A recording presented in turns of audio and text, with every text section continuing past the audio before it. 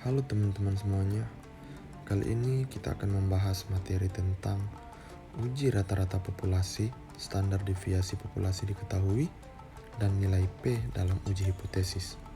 Langsung saja ke pembahasannya, let's go!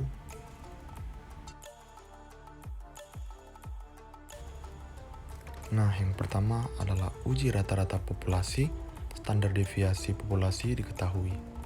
Kita akan menggunakan uji dua sisi, yakni kita tidak peduli apakah hasil sampel lebih besar atau kecil dari rata-rata populasi yang dimaksud.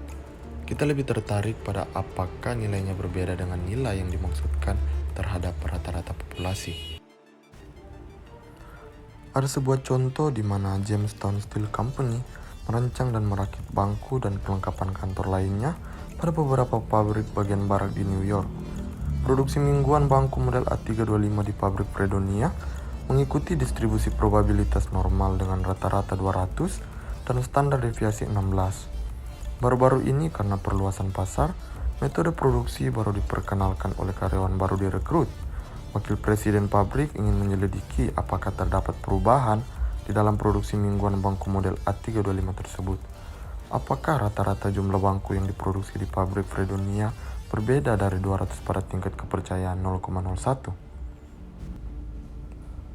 Kemudian kita dapat mengetahui bahwa populasi dari produksi mingguan mengikuti distribusi normal dan standar deviasi distribusi normal adalah 16 bangku per minggu. Dengan demikian tepat untuk menyelidiki apakah tingkat produksi telah berubah dari 200 per minggu. Kemudian ada beberapa tahapan dalam mencari nilai yang akan ditentukan. Yang pertama, nyatakan hipotesis nol dan hipotesis alternatif. Kedua hipotesis ini ditulis, yaitu hipotesis 0, nilai rata-rata sama dengan 200. Hipotesis 1, nilai rata-rata tidak sama dengan 200. Kemudian tahapan 2, pilihlah tingkat kepercayaannya. Seperti yang kita tunjukkan dalam soal, tingkat kepercayaannya yaitu 0,01. Ini dilambangkan dengan huruf A atau alfa. Kemudian yang ketiga yaitu pilihlah statistik pengujian.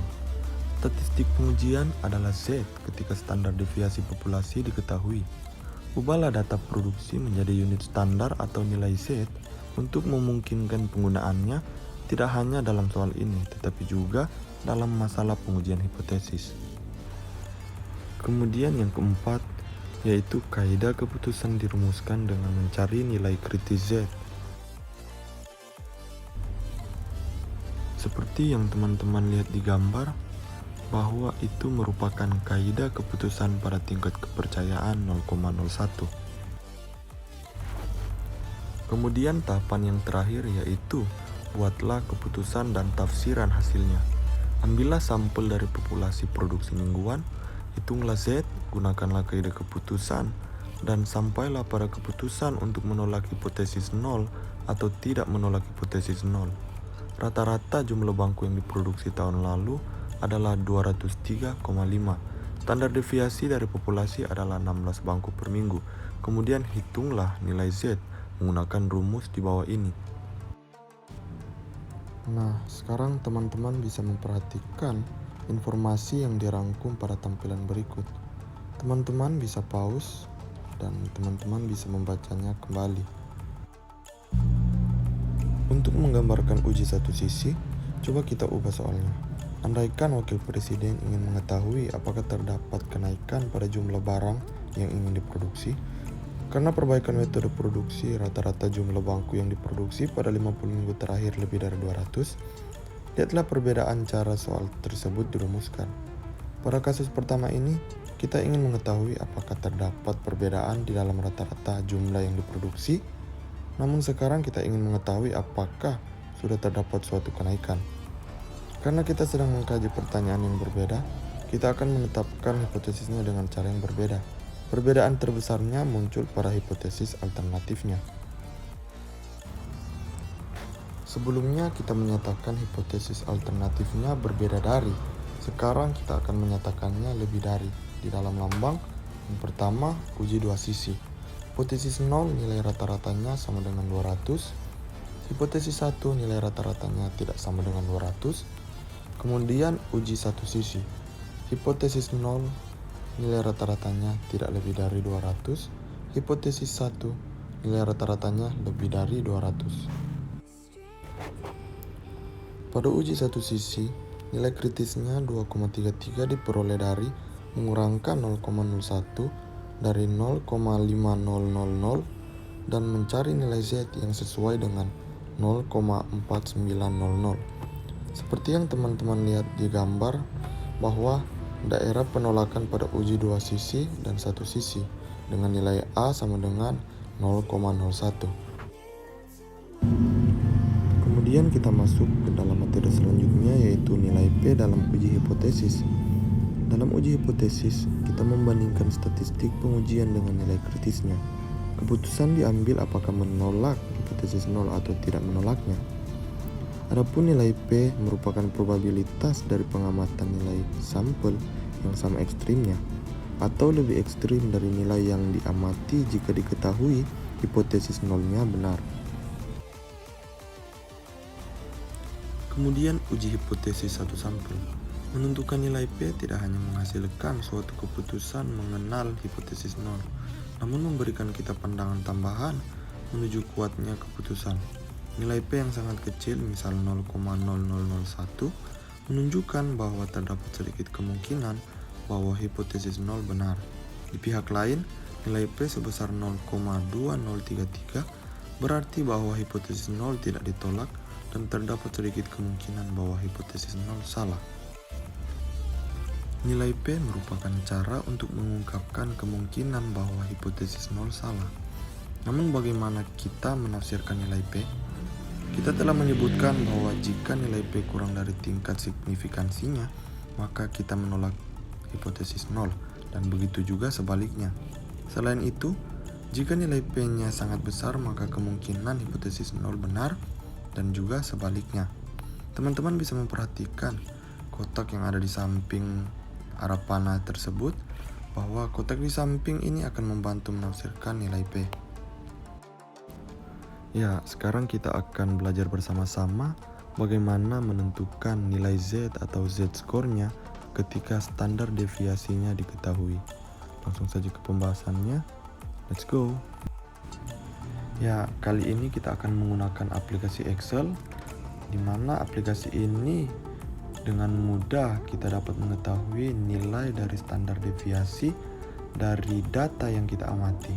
Adapun data yang saya ambil yaitu distribusi persentase penduduk di tahun 2016. Z-score itu sendiri adalah suatu ukuran relatif yang menyatakan penyimpangan data dari nilai rata-ratanya yang diukur berdasarkan nilai standar deviasinya. Berikut merupakan rumus dalam mencari Z-score itu sendiri, yaitu nilai yang diamati dikurangi oleh rata-rata populasi, kemudian dibahagi dengan standar deviasi populasi. Seperti yang tertera di tanda panah tersebut, bahwa jika nilai X-nya di bawah nilai rata-rata populasi, maka nilai Z-score itu sendiri adalah negatif. Begitu juga sebaliknya, jika nilainya di atas rata-rata populasi, maka Z-score-nya adalah positif. Ya, kita langsung saja langkah pertama, yaitu mencari nilai rata-rata dan standar deviasinya.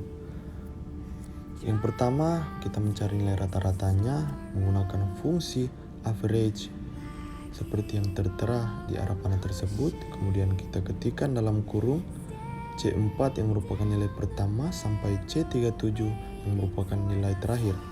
Kemudian kita ketikkan enter dan akan keluar nilai rata-ratanya yaitu 2,940882. Kemudian kita kecilkan desimalnya menjadi 3 angka di belakang koma dengan menekan tombol seperti yang tertera di tanda panah tersebut hingga desimalnya menjadi 3 angka di belakang koma. Sekarang kita akan mencari standar deviasinya menggunakan fungsi stdv titik p seperti yang tertera di tanda panah tersebut. Kemudian kita ketikkan dalam kurung C4 merupakan nilai pertama sampai C37 yang merupakan nilai terakhir.